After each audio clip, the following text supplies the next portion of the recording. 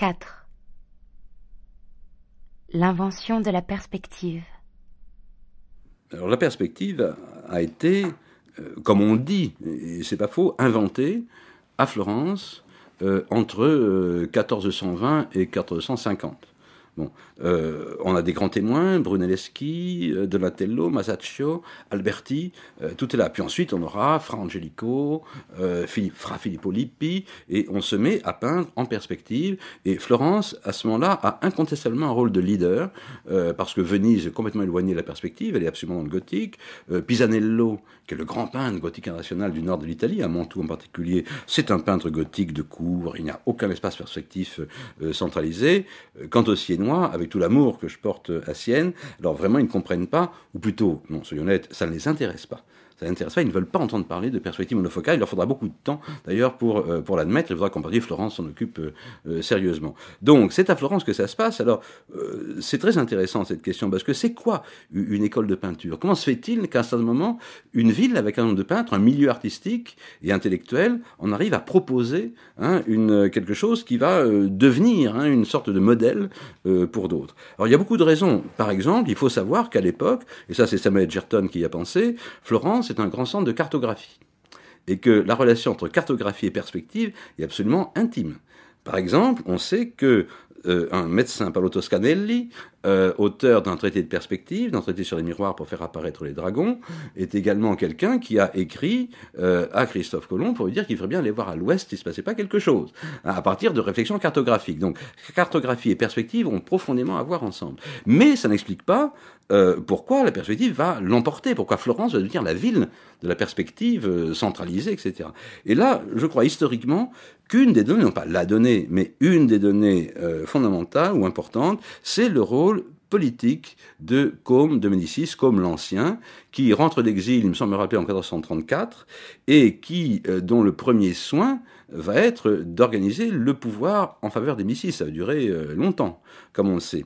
Or, il a à ce moment-là un grand ennemi dont il a obtenu l'exil immédiat dès son retour, qui est le citoyen le plus riche de Florence, qui s'appelle Palla Strozzi, le palais Strozzi d'aujourd'hui, et Palla, cette grande famille florentine, les Strozzi, et Palla Strozzi, la famille Strozzi, est une famille ennemie de la famille des Médicis, Côme obtient le départ de Palla Strozzi, et il se trouve que en 1425, les dates sont très précises, Palla Strozzi a fait peindre une adoration des mages à Gentile da Fabriano, qui est le peintre gothique international par excellence. Une peinture d'un luxe, il y a de l'or, du relief, etc.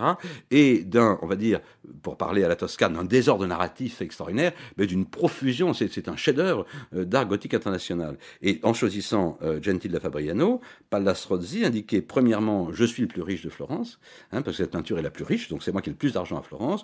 Deuxièmement, je suis digne d'une cour, puisque le gothique international est un art de cour. Eh bien, comme l'Ancien, reprenant le pouvoir, ne pouvait pas choisir un art gothique international.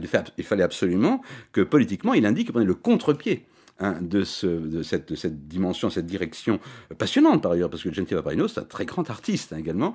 Et il choisit donc, on le voit très bien, il choisit de faire un art sobre, un art inspiré par la toscanita, c'est-à-dire l'aspect toscan. L'aspect toscan, ça veut dire quoi? Retour à Giotto. Retour à Giotto. Et Giotto, c'est quoi? C'est l'architecture. L'architecture, même en peinture, l'architecture sobre, puissante, organisée, et sans démonstration de luxe, d'or, mais au contraire des figures dignes, des figures pesantes. Donc, retour à Giotto, par-dessus Masaccio. Là, c'est Giotto qui comptait. Et à ce moment, évidemment, le système proposé par Masaccio, en 1525, à la fois la Trinité, mais surtout la chapelle du Carmine, avec les architectures et les personnages du Carmine, devenait un modèle de peinture sobre, pleine de dignitas, et de tradition toscane. Donc, comme l'Ancien, dans le fond, choisissait ce style comme représentant la tradition de la ville de Florence, de la toscanité. Et qu'il y ait une dimension politique dans ce choix, on le voit à deux raisons. Premièrement, quand, comme l'Ancien, commande des tableaux pour les chapelles Médicis ou des chapelles Comé Damien, etc., dans Florence, eh bien, il demande à Fra Angelico ou à Filippo Lippi, et ce sont ce qu'on appelle des tavole quadrate, des panneaux carrés, c'est-à-dire des panneaux qui ne sont plus gothiques, qui ne sont plus en des politiques gothiques, mais qui sont des carrés ou des rectangles avec une perspective centrale. Et on trouve dedans Saint Côme et Saint Damien, c'est-à-dire les deux saints protecteurs des Médicis. Donc, en une dizaine d'années, Côme réussit à faire que le nom des Médicis et des commandes Médicis soient associés à ce style sobre, digne, rigoureux, etc. Et c'est une opération publique, c'est dans des lieux publics. Par contre, quand, comme l'Ancien, fait décorer sa chapelle privée dans le palais Medici-Riccardi, à qui fait-il appel? Pas à Gentile Fabriano, puisqu'il est mort, mais il fait appel à Benozzo Gozzoli. Et Benozzo Gozzoli est la version florentine du gothique, mis au goût du jour, mais ça reste fondamentalement gothique. Le cortège des rois mages à l'intérieur de la chapelle des Médicis, en fait, c'est un chef-d'œuvre gothique. Donc, à l'intérieur, eh bien, Côme se comporte en prince, mais à l'extérieur, il se comporte comme père de la